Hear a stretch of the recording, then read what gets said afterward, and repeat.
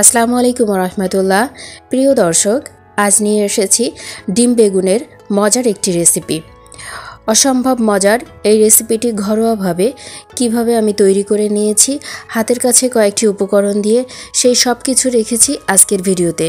আশা করি আজকের ভিডিওটা আপনাদের কাছে বেশ ভালো লাগবে। ডিম বেগুনের এই রেসিপিটি তৈরি করতে যা যা লাগছে এক নজরে দেখে নিই।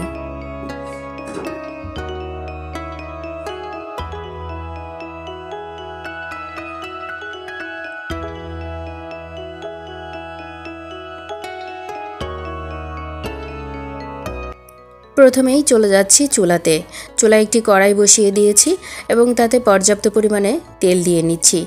ডিম বেগুনের রেসিপি তৈরিতে প্রথমে আমি বেগুনটাকে ভেজে নিব। তার জন্য এখানে দিয়ে দিচ্ছি হাফ চা চামচ হলুদ গুঁড়া, হাফ চা চামচ লবণ। আর এখানে বেগুনটা আমি ছোট ছোট করে পাতলা করে কেটে নিয়েছি। আগে থেকেই কেটে ধুয়ে নিয়েছি। এখন দিয়ে দিচ্ছি গরম তেলের মাঝে। কিছু সময় এই বেগুনটা ভেজে নিব, সঙ্গেই থাকুন।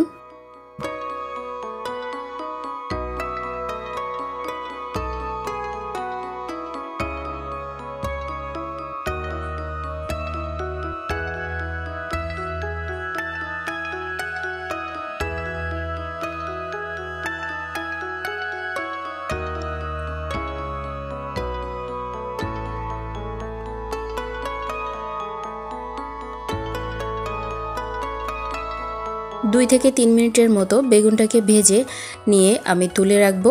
আর পরবর্তী রান্নার জন্য এই একই প্যানে রান্নাটা সেরে নিব। এই পর্যায়ে বেগুনটা খুব সুন্দরভাবে ভেজে নেওয়া হয়ে গিয়েছে। এখন আমি তুলে নিচ্ছি।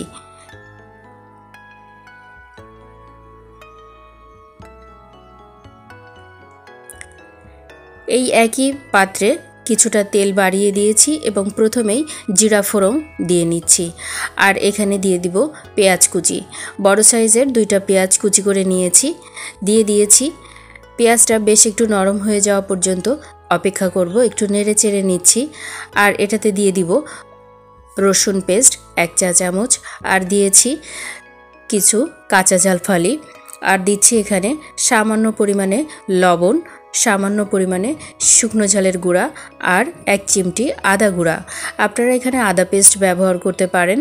আর দিয়ে দিয়েছি হলুদ গুঁড়া। এই সব মশলা এখন কিছু সময় আমি কষিয়ে নিব। তার জন্য সামান্য পানি দিয়ে মশলাটাকে আমি কষিয়ে নিচ্ছি। মশলাটা যে যত কষিয়ে নিবে রান্নার টেস্টটাও অনেকটা বেড়ে যাবে। এই রান্নাতে আমি টমেটো ব্যবহার করছি। এখানে 3টা টমেটো ছোট ছোট করে কুচি করে নিয়েছি।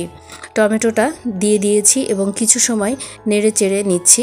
টমেটোটা গলে যাওয়া পর্যন্ত আমি অপেক্ষা করব। ডিম বেগুনের এই রেসিপিটি খেতে অসম্ভব মজা হয় গরম ভাতের সঙ্গে। আপনারা চাইলে এই একই রেসিপি ফলো করতে পারেন।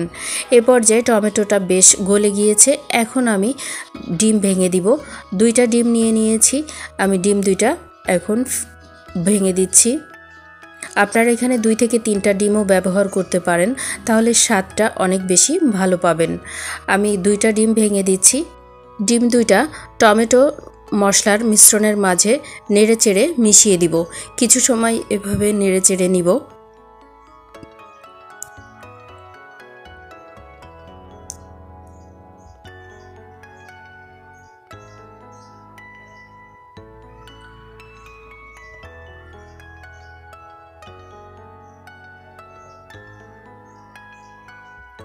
চুলার আঁচটা মিডিয়াম হিটেই রাখবেন।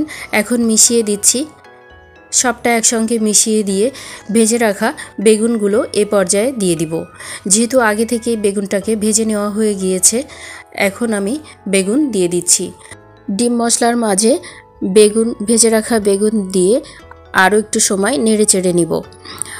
এলোমেলো করে সব মশলার মাঝে মিশিয়ে দিচ্ছি। 2-1 মিনিটের মতো চুলায় ঢেকে রেখে আমি রান্নাটা সেরে নিব। তার জন্য একটা ঢাকনা দিয়ে দিচ্ছি এবং অপেক্ষা করছি। 2-1 মিনিট পর আমি আর একটু নেড়ে চেড়ে দিব এবং শেষ পর্যায়ে আপনারা এখানে গরম মশলার গুঁড়াটা ব্যবহার করবেন, তাহলে খেতে অনেক বেশি মজা হবে। আমি এখানে হাফ চা চামচের মতো গরম মশলার গুঁড়া দিয়ে নিচ্ছি। আর একটু নেড়ে চেড়ে এটাকে নামিয়ে আপনাদের সঙ্গে সার্ভ করে দেখাবো। তৈরি হয়ে গেল মজার ডিম বেগুন। এখানে একটি সার্ভিং প্লেট নিয়ে নিয়েছি এবং তুলে দেখাচ্ছি কত চমৎকার হয়েছে। রেসিপিটি দেখতে যেমন সুন্দর হয়েছে, খেতেও মাশাআল্লাহ অনেক বেশি মজা হয়েছে। এখানে গাজর স্লাইস নিয়ে নিয়েছি, একটু সাজিয়ে দিয়েছি, আপনারা এভাবে সাজিয়ে নিতে পারেন। আর এই রেসিপিটি গরম ভাত অথবা রুটি পরোটার সঙ্গে খেতে অনেক বেশি মজা হয়। এমন একটা রেসিপি খুব সহজে বাসায় তৈরি করে নিতে পারেন আজকের এই রেসিপিটি ফলো করে।